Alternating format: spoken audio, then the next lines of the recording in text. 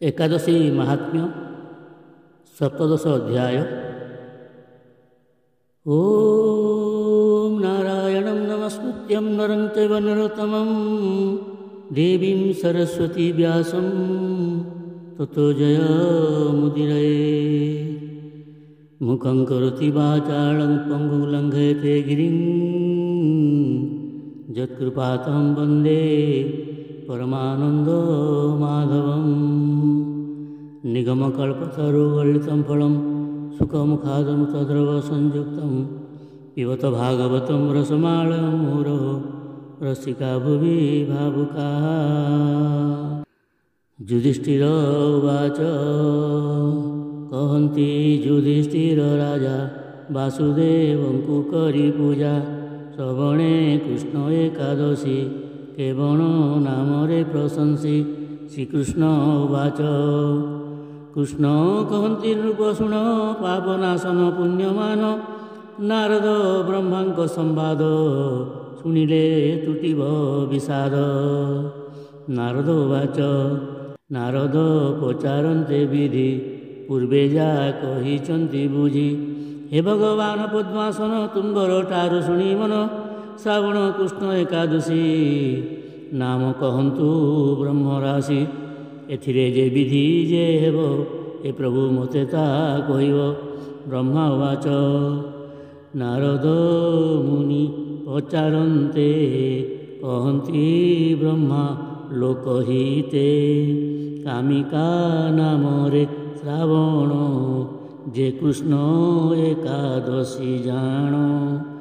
ଯାହାକୁ କର୍ଣ୍ଣପଥେ ନେଇ ବାଜପେୟର ଫଳ ପାଇ ଏଥିରେ ପୂଜିବେ ଶ୍ରୀଧର ଯେ ଶଙ୍ଖ ଚକ୍ର ଗଦାଧର। ମାଧବ ହରି ବିଷ୍ଣୁ ନାମ କିଏ ବା ଶ୍ରୀ ମଧୁସୂଦନ ପୂଜା ଅଥବା ଧ୍ୟାନ କଲେ ଶୁଣ ହେ ତାକୁ ଯାହା ମିଳେ। ଗଙ୍ଗାରେ କିଏ ବା କାଶୀରେ କିଏ ବା ନୈମିଷେ ପୁଷ୍କରେ ନ ମିଳେ ଯେଉଁ ଫଳ ପୁଣ୍ୟ ତା ଦିଏ ଶ୍ରୀକୃଷ୍ଣ ଯୋଜନ। ସିଂହରେ ବୃହସ୍ପତି ଥାଇ ଜାଗୋଦାବରୀ ସ୍ନାନ ପାଇ ଦଣ୍ଡକେ ଅବା ବ୍ୟତିପାତେ ସେ ଫଳ ଶ୍ରୀକୃଷ୍ଣ ପୂଜନ୍ତେ। ଦଣ୍ଡକେ ଅବା ବ୍ୟତିପାତେ ସେ ଫଳ ଶ୍ରୀକୃଷ୍ଣ ପୂଜନ୍ତେ। ସାଗର ବନ ଯୁତ କରି ଯେ ଦେଲା ବିପ୍ରେ ବସୁନ୍ଧରୀ ଯେ କଲା ଏକାମିକା ବ୍ରତ ହୁଏ ଈଦୃଶ ଫଳବନ୍ତ। ସମସ୍ତ ଅଳଙ୍କାର ଥାଇ ଉଭୟମୁଖୀ ଯେ ଦିଅଇ ବିଧିରେ କାମିକା କରଇ ନୁହେଁ ସମାନ ଫଳ ପାଇ। ତେଣୁ ସର୍ବଥା ଯତ୍ନ କରି କାମିକା ଦିନେ ନରହରି ଯଥାଶକ୍ତିରେ ପୂଜା କରି ଯେତେ ପାପକୁ ଭୟ କରି ପାପ ପଙ୍କିଳ ଭବ ସିନ୍ଧୁ ତାରଣେ କାମନା ବନ୍ଧୁ। ଏଥିରୁ ତର ତର ହୋଇ ପବିତ୍ର ପାପ ନାଶି ନାହିଁ। ଏ ରୂପ ଏ ବ୍ରତକୁ ଜାଣ କହିଅଛନ୍ତି ନାରାୟଣ ଆଧ୍ୟାତ୍ମ ଧ୍ୟାନରେ ନିରତ ସେ ଯେ ଫଳ ଲଭଇ ନିୟତ। ସେ ଫଳ ଏ କାମିକା କରି ନରେ ପାଆନ୍ତି ନରହରି ଯେଉଁ କାମିକା ବ୍ରତ କରି ଜାଗର ଦେଇ ପୂଜେ ହରି।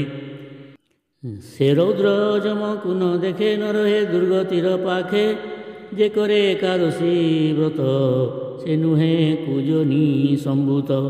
କାମିକା ବ୍ରତ ପୂର୍ଣ୍ଣ କରି କୈବଲ୍ୟ ଲଭେ ଯୋଗ କରି ତେଣୁ ସଂଯତ ଚିତ୍ତ ହୋଇ କର ଏ ବ୍ରତ ମୋକ୍ଷ ପାଇଁ।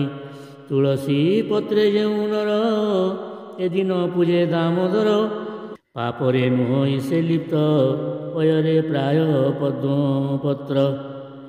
ସୁବର୍ଣ୍ଣ ଶତଭାର ହେଲେ ନହେ ତୁଳସୀ ପତ୍ର ତୁଲେ କାମିକା ଏକାଦଶୀ ଦିନ ତୁଳସୀ ପତ୍ରେ ଯେ ପୂଜନ।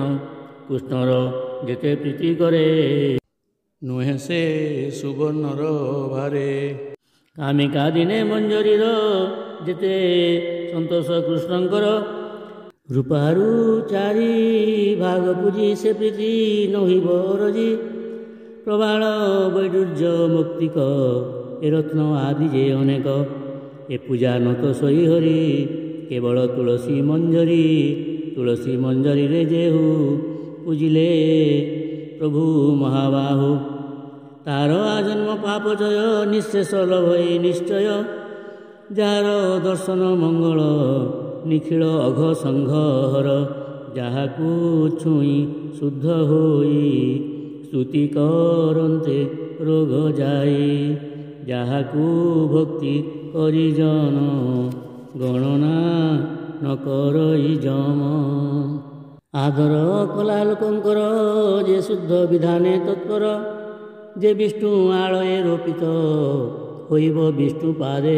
ଦତ୍ତ କରନ୍ତି ମୋକ୍ଷ ଫଳେ ଦାନ ସେ ଦେବୀ ତୁଳସୀ ସମାନ ଯେ ହରି ଦିନେ ଅହର୍ନିଶେ ଦୀପ ଜାଳଇ ବୃକ୍ଷ ପାଶେ ଯେ ଲୋକ ପୁଣ୍ୟ ସଂଖ୍ୟା ଫଳ ଚିତ୍ରଗୁପ୍ତଙ୍କୁ ଅଗୋଚର ଏକାଦଶୀରେ ଯେଉଁ ଦୀପ ଜାଳଇ କୃଷ୍ଣ ଆଗେ ନୃପ ତା ପିତୃଲୋକେ ସ୍ୱର୍ଗେ ଥାଇ ତୃପ୍ତ ହୁଅନ୍ତି ସୁଧାପି ଘୃତରେ ତିଳ ତୈଳ ବା ଦୀପ ଜାଳି ଯେ କରେ ସେବା ସେ କୋଟି ଦୀପ ସଙ୍ଗେ ଥାଇ ସୂର୍ଯ୍ୟଲୋକକୁ ସୁଖେ ଯାଇ ହେ ନୃପ ତୁମ୍ଭ ଅଗ୍ରେ ସିନା କହିଲି କାମିକା ମହିମା ଏଣୁ ଏ କର୍ତ୍ତବ୍ୟ ସର୍ବଥା ଯାହାର ପୁଣ୍ୟ ହରେ ବ୍ୟଥା ଯେ ବ୍ରହ୍ମ ଭ୍ରୂଣ ହତ୍ୟା